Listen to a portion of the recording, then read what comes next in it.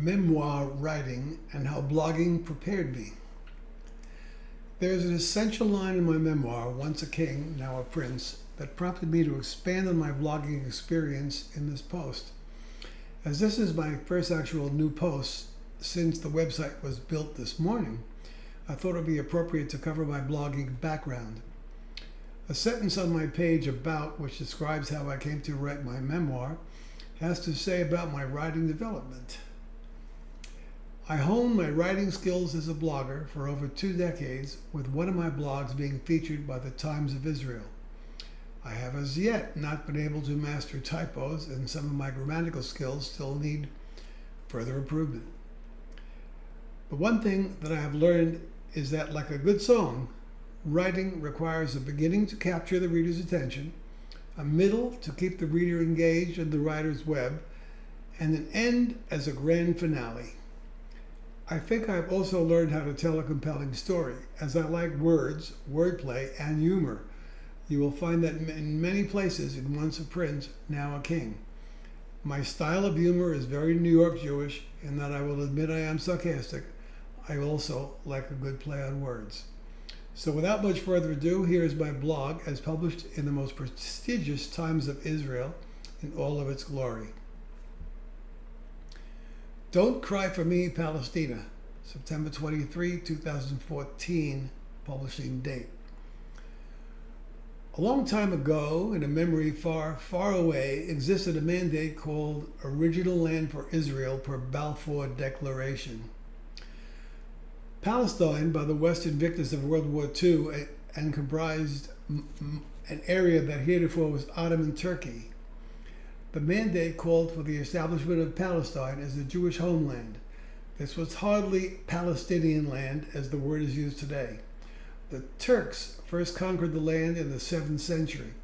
It was conquered by Egypt in 1830, and it became a place where many Egyptian soldiers settled.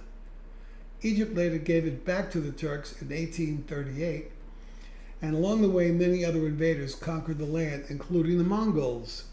Still, there was not Palestinians claiming the land as theirs.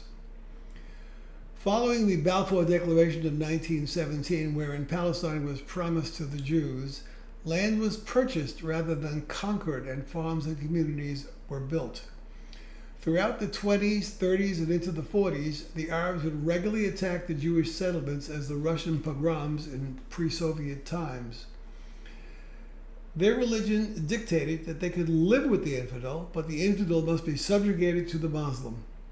Seeing the success of the Jewish communities and their well-run farms, the Arabs felt that this was out of place and that the Jews were not to outdo them, and thus they began attacking their settlements.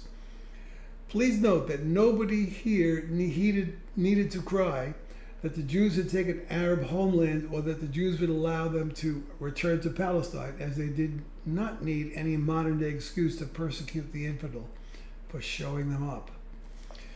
So the common mistake folks make about Palestinian land is not reality. Would someone kindly tell Mr. Obama and those who followed, as his starting point for a peace is not historically sound? The second fact here is that the 1967 border was won by war, with Israel being the victim of the Arabs, who had been attacking them since the 20s in earnest. Now, if it were anyone else on the face of the earth but Jews who won land by war, no one would be crying that they should give it back. In fact, after much crying by the Palestina, pardon my play on words, the British gave in and split the land promised to the Jews in a less than equal way than King Solomon split the baby, and gave not only 3/4 of the land to the Arabs to form what was to be their Palestine, but the Arab land as well, leaving the Jews with desert. The land given the Jews was what is roughly what Israel consists of today, and went up to the Jordan River, including the West Bank, towns of Nazareth, Nablus, all of Jerusalem, and Gaza. Hello, Mr. President. The large plot of Arab land became Transjordan, or Jordan as it is called today. Here's the rub. When Israel was declared a state in 1947 and was attacked by Arab nations on all sides, they won the war, but the Arabs get much of the land.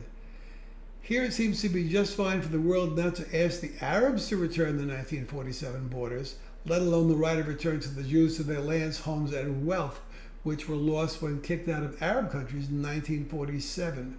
No justice here.